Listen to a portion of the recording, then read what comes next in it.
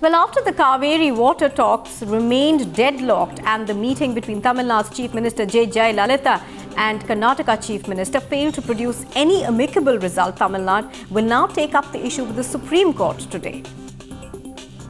When Karnataka flatly refuses to give any water, what is it that we can take? It's a tussle between two states. Long-term solution, I will tell, in English, the three-points approach. Regarding that aspect is concerned, there is no reaction from other side. A battle over the sharing of Kaveri water. After the talks between the two states failed, Tamil Nadu will once again go knocking on the doors of the Supreme Court for a solution. The talks have failed, but the hope lingers on. With Jagdish Shettar refusing to budge, Tamil Nadu can only hope the Supreme Court will come out with a strict direction to Karnataka to release 30 TMC of water, not only to save the Samba crop, but also the plight of the distressed farmers in the Kaveri Delta belt.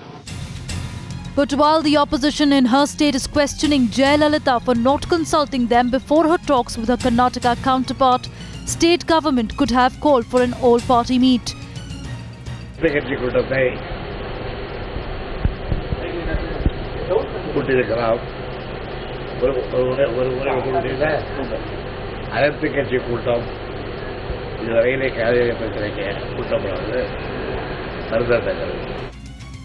The simmering standoff over Kaveri issue only reaching a tipping point, with Karnataka government refusing to give in to Tamil Nadu's demand.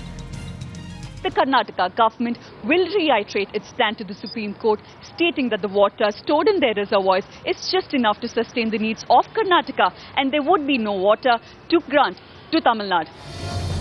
But Jayalalitha is firm, taking the issue back to the Supreme Court even as the chorus from Karnataka takes on Tamil Nadu. It looks like the Chief Minister of Tamil Nadu is very adamant on trying to make this as a political issue rather than an issue which can be resolved between the two states. Looks like the decades-old water war will not be quelled anytime soon. Bureau Report, Times Now.